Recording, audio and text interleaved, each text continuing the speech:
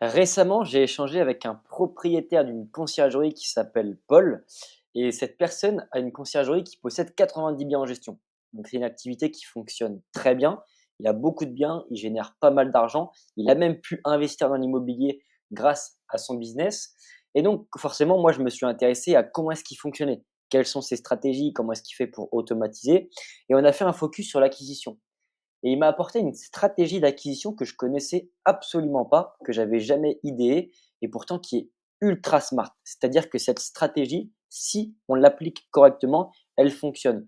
Aujourd'hui, il a plus de 90 biens en gestion. Son business de conciergerie lui rapporte quasiment 30 à 40 000 euros par mois. Donc, c'est vraiment très élevé quand même. C'est pas rien.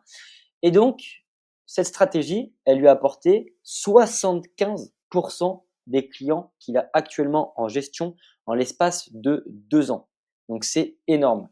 Et je vais te parler de cette stratégie dans cette vidéo. Je vais aussi faire plusieurs courtes vidéos qui va développer cette stratégie pour que toi aussi, si tu souhaites développer une conciergerie ou si tu as déjà une conciergerie, tu puisses l'implémenter et directement avoir des résultats rapidement et donc générer de l'argent avec des biens qui ne t'appartiennent pas. Parce que la conciergerie, c'est ça, c'est générer de l'argent avec des biens qui ne nous appartiennent pas, qui appartiennent à des propriétaires investisseurs en prenant un pourcentage sur ce que génèrent les biens en échange de tes services, donc gestion, que ce soit automatisation comme optimisation. On rentre sans plus tarder dans le vif du sujet, quelle est cette stratégie?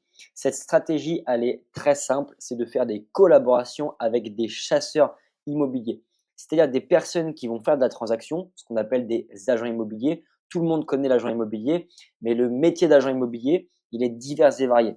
C'est-à-dire que quand tu es agent immobilier, c'est soit tu trouves des biens pour des personnes qui veulent, par exemple, habiter dans un appartement, soit pour des retraités qui veulent une résidence secondaire. Il y a plein de choses, mais il y a aussi des agents immobiliers qui sont spécialisés dans la recherche d'investissements rentables. Et ces personnes-là, c'est quoi leur stratégie? C'est très simple. C'est qu'ils vont trouver, identifier des propriétés pour des investisseurs qui veulent faire un placement financier. Donc, par exemple, Monsieur Dupont, qui habite à Reims, il a un investissement à réaliser de 150 000 euros dans l'immobilier. Il aimerait avoir une rentabilité de 8%. Il aimerait faire de la colocation, de la location courte durée, de la sous-location, peu importe.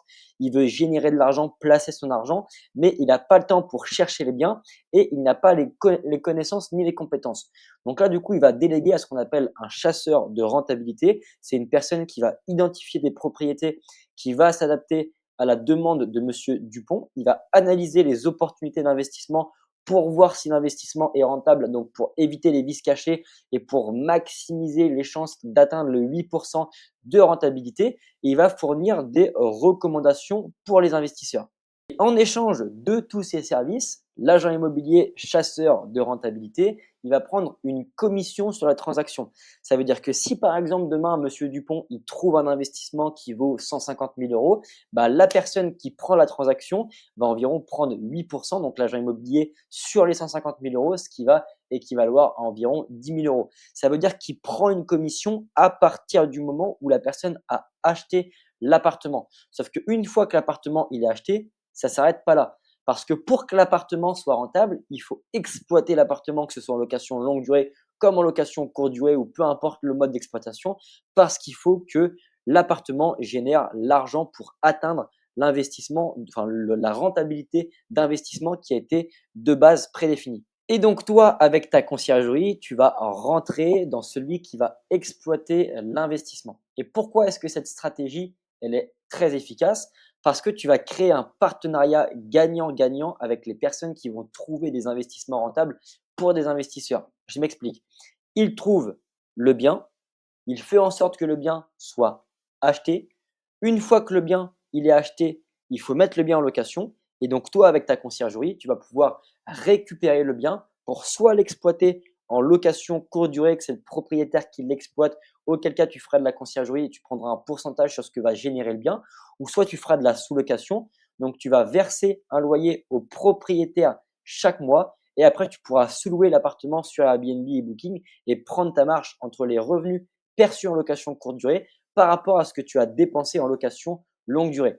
Donc toi, tu vas intervenir au bon moment, c'est-à-dire pour gérer le bien et tu vas court-circuiter la prospection.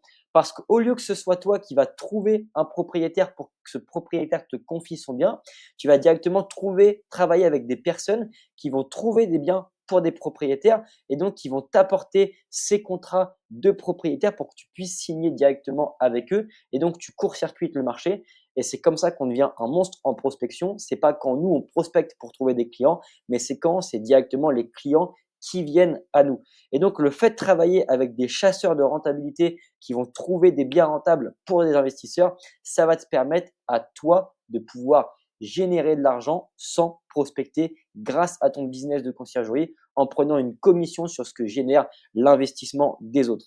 D'ailleurs, si toi aussi tu es intéressé pour créer un business de conciergerie et pour en savoir plus sur ce business, je te conseille d'aller voir directement en description. Il y aura un lien qui te permettra de pouvoir avoir accès à une formation qu'on va t'offrir avec mon associé Ryan. On va t'expliquer exactement comment est-ce qu'on fait pour trouver des clients lorsqu'on démarre un business de conciergerie.